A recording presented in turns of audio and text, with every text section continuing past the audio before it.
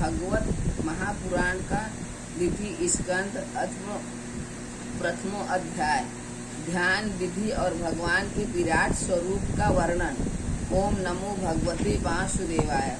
श्री सुखदेव जी ने कहा, परीक्षित, तुम्हारा लोकहित के लिए किया हुआ यह प्रश्न बहुत ही उत्तम है। मनुष्य के लिए जितनी भी बातें सुनने, स्मरण करने या कीर्तन करने की है, उन सब में यह श्रेष्ठ है। आत्मज्ञानी महापुरुष ऐसे प्रश्न का बड़ा आदर करते हैं। राजेंद्र, जो गृहस्थ घर के काम धंधों में उलझे हुए हैं, अपने स्वरूप को नहीं जानते, उनके लिए हजारों बातें कहने, सुनने एवं सोचने करने की रहती है। उनकी सारी उम्र यूं ही बीत जाती है। उनकी रात नींद या स्त्री प्रसंग से कटती है और दिन धन की हाय हाय या कुटुंबियों के भरण पोषण में समाप्त हो जाता है। संसार में जिन्हें अपना अत्यंत घनिष्ठ संबंधी कहा जाता है, वे शरीर, पुत्र, स्त्री आदि कुछ नहीं है, असत है।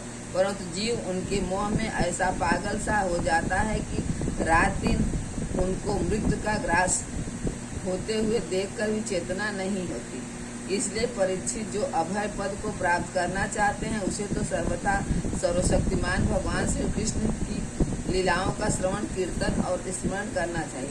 मनुष्य जन्म का यही इतनी ही लाभ है कि चाहे जैसे वो ज्ञान से, भक्ति से अथवा अपने धर्म की निष्ठा से जीवन को ऐसा बना लिया जाए कि मृत्यु के समय भगवान की स्मृति अवश्य बनी रहे।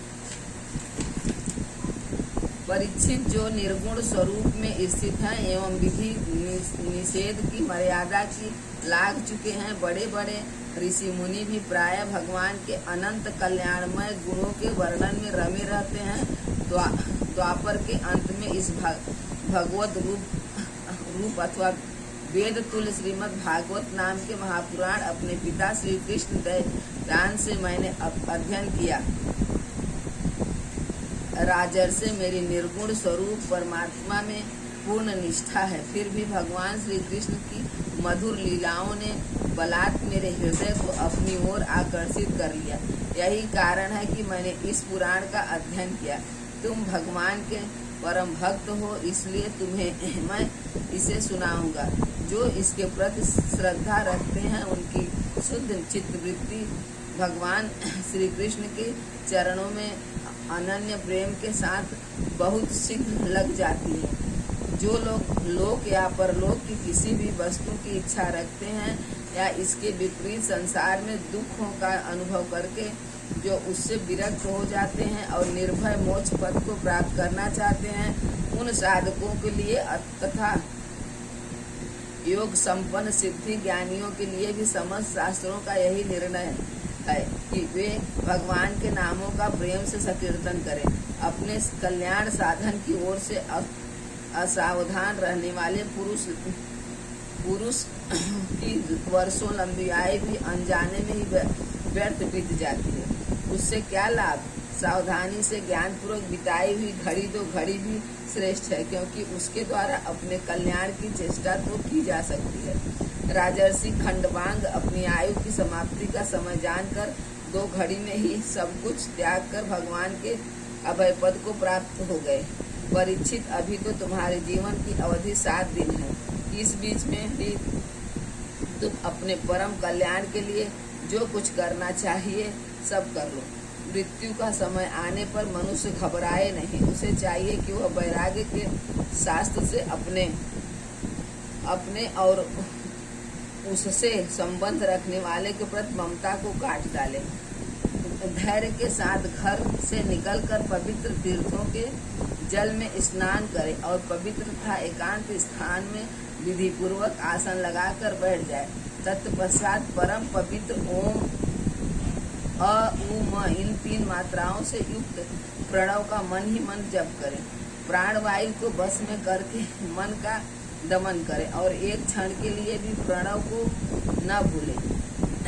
बुद्धि की सहायता से मन के द्वारा इंद्रियों को उनके विषयों से हटा लें और कर्म की वासना से चंचल हुए मन को विचार के द्वारा रोककर भगवान के मंगलमय रूप में लगाएं। स्थिर चित्त से भगवान के श्री विग्रह विग्रह में से किसी एक अंग का ध्यान करें। इस प्रकार एक एक अंग का ध्यान करते करते विषय वासना से रहित मन को पूर्ण रूप से भगवान में ऐसा तल्लीन कर दें कि फिर और किसी विषय का चिंतन ही न हो। वही भगवान विष्णु का परम पद है, जिसे प्राप्त करके मन भगवत प्रेम स्वरूप आनंद से भर जाता है। यदि भगवान का ध्यान करते समय मन रजोगुण से विच्छित या तमोगुण से मूल हो जाए तो घबराए नहीं। धैर्य के साथ योग धारणा के द्वारा उसे वश में करना चाहिए, क्योंकि धारणा उक्त दोनों गुणों के दोषों को मिटा देती है। धारणा स्थिर हो जाने पर ध्यान में जब योगी अपने परम मंगलमय आश्रय भगवान को देखता है, तब उसे तुरंत ही भक्ति योग की प्राप्ति हो जाती है। परीक्षित ने पूछा, ब्राह्मण धारणा किस साधन से किस वस्तु में किस प्रकार की जाती है और उसका क्या स्वरूप माना गया है, जो शीघ्र ही मनुष्य के मन का मैल मिटा देते। श्री सुखदेव जी ने कहा, परीक्षित आसन श्वास आसक्ति और इंद्रियों पर विजय प्राप्त करके फिर बुद्धि के द्वारा मन को भगवान के स्थूल में लगाना चाहिए। यह कार्य पूर्ण संपूर्ण विश्व जो कुछ कभी था है या होगा, सबका सब जिसमें दिख पड़ता है, वही भगवान का स्थूल है। स्थूल और विराट शरीर है।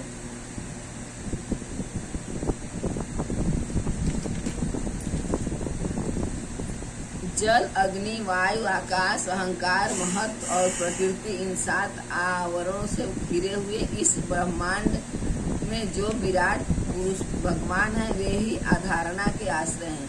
उन्हीं की धारणा की जाती है। तत्व पुरुष उनका इस प्रकार वर्णन करते हैं। पाताल विराट पुरुष के तलवे हैं, उनकी एड़ियाँ और पंजे रसातल हैं। दोनों गुल्फ एड़ी के ऊपर की गांठें महातल हैं, उनके पैर के पिंडे तलातल हैं। विश्व मूर्ति भगवान के दोनों घुटने सुतल हैं, जांघें वितल और अतल हैं, पेड़ भूतल हैं और परीक्षित उनके नाभि रूप सरोवर को ही आकाश कहते हैं। आदि पुरुष परमात्मा की छाती को स्वर्गलोक, गले को महलोक, मुख को जनलोक और ललाट की तपोलोक कहते हैं। उन सहस्त्र सिर वाले भगवान का मस्तक समूह ही सत्यलोक है।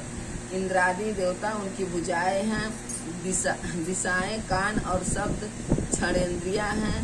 दोनों अश्वनी कुमार उनकी नासिका के छिद्र हैं। गंध धारणे इंद्र और धधकती हुई आग उनका मुख है।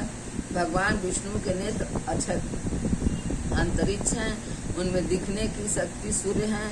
दोनों पल के रात और दिन में उनका भूमिलास ब्रह्मलोक में तालु जल है और जिहा रस वेदों को भगवान का ब्रह्मांड कहते हैं और यम को दाढ़े सब प्रकार के स्नेह दांत हैं और उनकी जन्मोहिनी माया को ही उनकी मुस्कान कहते हैं। यह अनंत सृष्टि उसी माया का कटाक्ष है। लज्जा ऊपर का होठ और लोभ नीचे का होठ है। धर्म स्तन और अधर्म पीठ है। प्रजापति उनके मूत्रेंद्रिय हैं। मित्रावरण अंडकोश है। समुद्र कोख है और बड़े बड़े पर्वत उनकी हड्डियां हैं। राजन विश्व मूर्ति विराट पुरुष की नारियां नदियां हैं। वृक्ष रोम है। परम प्रबल वायु श्वास है। काल उनकी चाल है और गुणों का चक्कर चलाते रहना ही उनका कर्म है। परीक्षित बादलों को उनके केस मानते हैं। संध्या उन अनंत का वस्त्र है। महात्माओं ने अव्यक्त मूल प्रकृति को ही उनका हृदय बताया है और सब विकारों का खजाना उनका मन चंद्रमा कहा गया है। महत्व को सर्वात्मा भगवान का चित्त कहते हैं और रुद्र उनके अहंकार कहे गए हैं। घोड़े खच्चर ऊंट और हाथों उनके नख हैं। वन में रहने वाले सारे मृग और पशु उनके कटी प्रदेश में स्थित हैं। तरह तरह के पंछी उनके अद्भुत रचना कौशल हैं। स्वयंभू मनु उनकी बुद्धि है और मनु की संतान मनुष्य उनके निवास स्थान है। गंधर्व विद्याधर चारण और अप्सराएं उनके सहज याद स्वरों की स्मृति हैं। दैत्य उनके वीर हैं। ब्राह्मण मुख, क्षत्रिय भुजाएं, वैश्य जंघाएं और शूद्र उन विराट पुरुष के चरण हैं। विविध देवताओं के नाम से जो बड़े बड़े द्रव्यमय यज्ञ किए जाते हैं उनके कर्म हैं। परीक्षित, विराट भगवान के स्थूल शरीर का यही स्वरूप है जो मैंने तुम्हें सुना दिया। इसी में मुमुक्ष पुरुष बुद्धि के द्वारा मन को स्थिर करते हैं, क्योंकि इसमें भिन्न और कोई वस्तु नहीं है। जैसे स्वप्न देखने वाला स्वप्नावस्था में अपने आप को विविध पदार्थों के रूप में देखता है, वैसे ही सबकी बुद्धि वृत्तियों के द्वारा सब कुछ अनुभव करने वाला सर्व अंतर्यामी परमात्मा भी एक ही है। उन सत्य स्वरूप आनंद निधि भगवान ही भजन करना चाहिए। अन्य किसी भी वस्तु में आसक्ति नहीं करनी चाहिए, क्योंकि यह आसक्ति जीवन के अतः पतन का हेतु है। श्रीमद् भागवते महापुराणे पारमहंसा संहिताः द्वितीय स्कंदे महापुरुष संस्था गुणे प्रथमो अध्याय समाप्त।